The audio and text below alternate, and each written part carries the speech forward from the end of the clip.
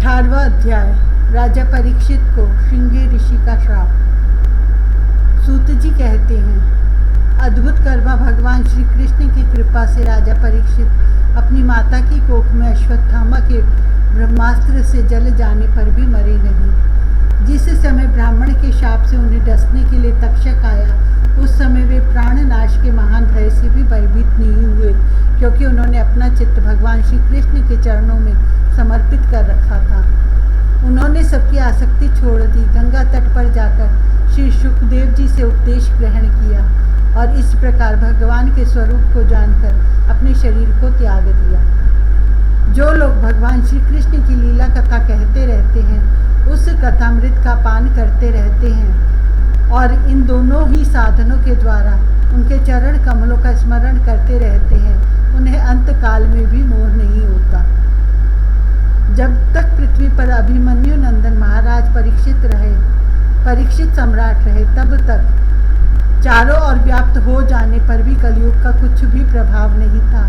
वैसे तो जिस दिन जिस क्षण श्री कृष्ण ने पृथ्वी का परित्याग किया, उसी समय पृथ्वी में अधर्म का मूल कारण कलयुग आ गया।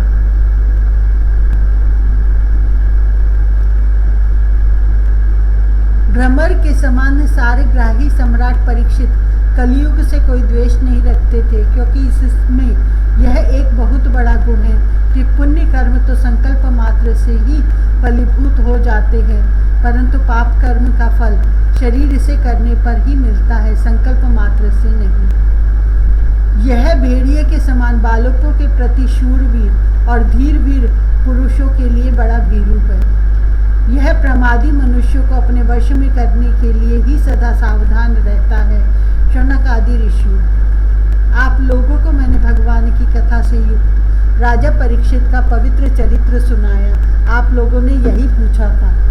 भगवान श्री कृष्ण कीर्तन करने योग्य बहुत सी लीलाएं करते हैं, इसलिए उनके गुण और लीलाओं से संबंध रखने वाली जितनी भी कथाएं हैं, कल्याणकामी पुरुषों को उन सबका सेवन करना चाहिए। ऋषियों ने कहा, सौम्य स्वभाव सूत जी, आप युग युग जिए, क्योंकि मृत्यु के प्रवाह में पड़े हुए हम लोगों को आप भगवान श्री कृष्ण की अमृतमयी उज्जवल कीर्ति का श्रवण कराते हैं। यज्ञ करते करते उसके धुएं से हम लोगों का शरीर धूमिल हो गया है, फिर भी इस कर्म का कोई विश्वास नहीं है। इधर आप तो वर्तमान में ही भगवान श्री कृष्ण चंद्र के चरण कमलों का मादक और मधु पिलाकर हमें तृप्त कर रहे हैं। भगवत प्रेमी भक्तों के लव मात्र के सत्संग से स्वर्ग एवं मोक्ष की भी तुलना नहीं की जा सकती। फिर मनुष्यों के तुच्छ भोगों की तो बात ही क्या है। ऐसा कौन रस मर्मज्ञ होगा जो महापुरुषों के एकमात्र जीवन सर्वस्व श्री कृष्ण की लीला कथाओं से तृप्त हो जाए।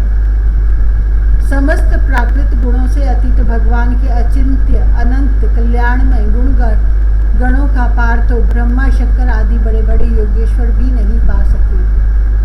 विद्वान, आप भगवान को ही अपने जीवन का ध्रुव तारा मानते हैं, इसलिए आप सत्पुरुषों के एकमात्र आश्रय भगवान के उदार और विशुद्ध चरित्रों को हम श्रद्धालु श्रोताओं के लिए विस्तार से वर्णन कीजिए। भगवान के परम प्रेमी महाबुद्धि परीक्षित ने श्री सुखदेव जी के उपदेश किए जिस ज्ञान से मोक्ष स्वरूप भगवान के चरण कमलों को प्राप्त किया, आप कृपा करके उसी ज्ञान और परीक्षित के परम पवित्र उपाख्यान का वर्णन कीजिए, क्योंकि उसमें कोई बात छिपाकर नहीं कही गई होगी और भगवत प्रेम की अद्भुत योग निष्ठा का निरूपण किया गया होगा।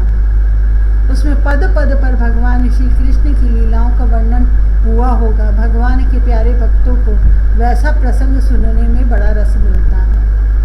सूत जी कहते, अहो, विलोभ जाति में उत्पन्न होने पर भी महात्माओं की सेवा करने के कारण आज हमारा जन्म सफल हो गया, क्योंकि महापुरुषों के साथ बातचीत करने मात्र से ही नीच कुल में उत्पन्न होने की मनोव्यथा शीघ्र ही मिट जाती है। फिर उन लोगों की तो बात ही क्या है जो सत्पुरुषों के एकमात्र आश्रय भगवान का नाम लेते हैं। भगवान की शक्ति अनंत है, वे स्वयं अनंत है। वास्तव में उनके गुणों की अनंतता के कारण ही उन्हें अनंत कहा गया है। के गुणों की समता भी जब कोई नहीं कर सकता, तब उनसे बढ़कर तो कोई हो ही कैसे सकता है। उनके गुणों की यह विशेषता समझाने के लिए इतना कह देना ही पर्याप्त है कि लक्ष्मी जी अपने को प्राप्त करने की इच्छा से प्रार्थना करने वाले ब्रह्मा आदि देवताओं को छोड़कर भगवान के न चाहने पर भी उनके चरण कमलों की रज का ही सेवन करती हैं। ब्रह्मा जी ने भगवान के चरणों का प्रक्षालन करने के लिए जो जल समर्पित किया था, वही उनके चरण नखों से निकलकर गंगा जी के रूप में प्रवाहित हुआ। यह जल महादेव जी सहित सारे जगत को पवित्र करता है।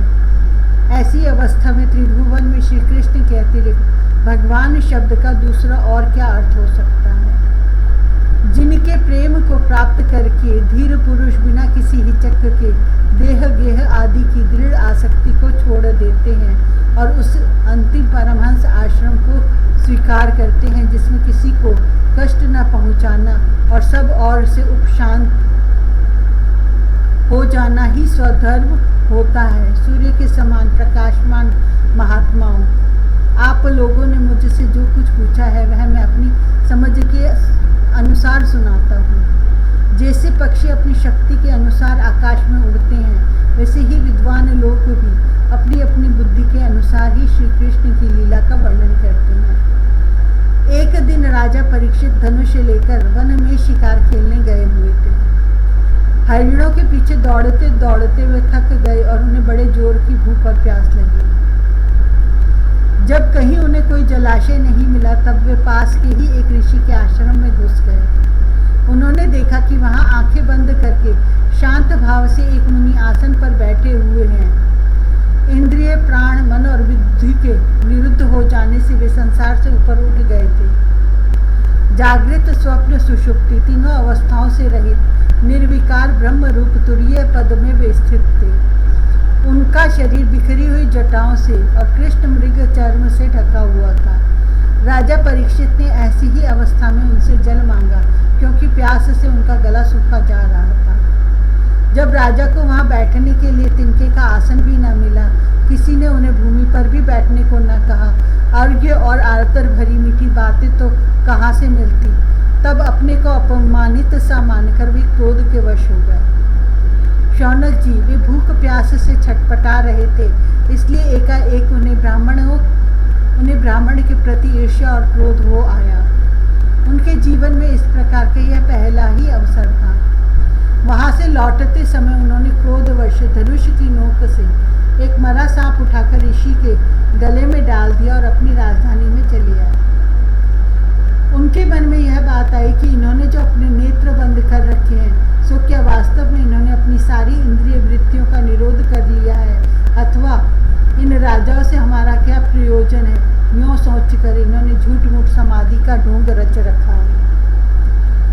उन शमीक मुनि का पुत्र बड़ा तेजस्वी था। वह दूसरे ऋषि कुमारों के साथ पास ही खेल रहा था। जब उस बालक ने सुना कि राजा ने मेरे पिता के साथ दुर्व्यवहार किया है, तब वह इस प्रकार कहने लगा, ये नरपति कहलाने वाले लोग उच्छिष्ट भोजी कौओं के समान संड मुशंड होकर कितना अन्याय करने लगे हैं। ब्राह्मणों के दास होकर भी ये दरवाजे पर पहरा देने वाले कुत्ते के समान अपने स्वामी का ही तिरस्कार करते हैं। ब्राह्मणों ने क्षत्रियों को अपना द्वारपाल बनाया है, उन्हें द्वार पर रहकर रक्षा करनी चाहिए। घर में घुसकर स्वामी के बर्तनों में खाने का उसे अधिकार नहीं है। अतएव उन्मार्गगामियों के शासक भगवान श्री कृष्ण के परमधाम पधार जाने पर इन मर्यादा तोड़ने वालों को आज मैं दंड देता हूँ। मेरा तपोबल देखो। अपने साथी बालकों से इस प्रकार कहकर क्रोध से लाल लाल आंखों वाले उस ऋषि कुमार ने कौशिकी नदी के जल से आचमन करके अपने वाणी रूपी वज्र का प्रयोग किया। कुलंगार परीक्षित ने मेरे पिता का अपमान करके मर्यादा का उल्लंघन किया है, इसलिए मेरी प्रेरणा से आज के 7वें दिन उसे तक्षक सर्प डस लेगा। इसके बाद वह बालक अपने आश्रम पर आया और अपने पिता के गले में सांप देखकर उसे बड़ा दुख हुआ तथा वह ढाड़ मार के रोने लगा। विप्रवर शौनक जी, शमीक मुनि ने अपने पुत्र का रोना चिल्लाना सुनकर धीरे धीरे अपनी आंखें खोली और देखा कि उनके गले में एक मरा सांप पड़ा है। उसे फेंक कर उन्होंने अपने पुत्र से पूछा, बेटा तुम क्यों रो रहे हो? किसने तुम्हारा अपकार किया है? उनके इस प्रकार पूछने पर बालक ने सारा हाल कह दिया। ब्रह्म ऋषि शमीक ने राजा के शाप की बात सुनकर अपने पुत्र का अभिनंदन नहीं किया। उनकी दृष्टि में परीक्षित शाप के योग्य नहीं थे। उन्होंने कहा, ओह मूर्ख बालक, तूने बड़ा पाप किया। खेद है कि उनकी थोड़ी सी गलती के लिए तूने उनको इतना बड़ा दंड दिया। तेरी बुद्धि अभी कच्ची है। तुझे भगवत स्वरूप राजा को साधारण मनुष्यों के समान नहीं समझना चाहिए, क्योंकि राजा के दुस्सह तेज से सुरक्षित और निर्भय रह के ही प्रजा अपना कल्याण संपादन करती है। जिस समय राजा का रूप धारण कर भगवान पृथ्वी पर नहीं दिखाई देंगे, उस समय चोर बढ़ जाएंगे और अरक्षित भीड़ों के समान एक क्षण में ही लोगों का नाश हो जाएगा।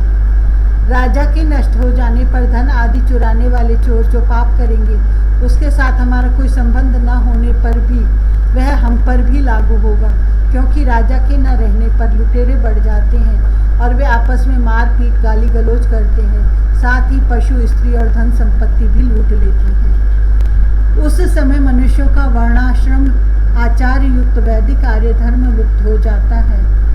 अर्थ, लोभ और काम वासना के विवश होकर लोग कुत्तों और बंदरों के समान वर्ण शंकर हो जाते हैं। सम्राट परीक्षित तो बड़े ही यशस्वी और धर्म धुरंधर हैं। उन्होंने बहुत से अश्वमेध यज्ञ किए हैं और वे भगवान के परम प्यारे भक्त हैं। वे ही राजऋषि भूख प्यास से व्याकुल होकर हमारे आश्रम पर आए थे। वे शाप के योग्य कदापि नहीं हैं। इस न समझ बालक ने हमारे निष्पाप सेवक राजा का अपराध किया है।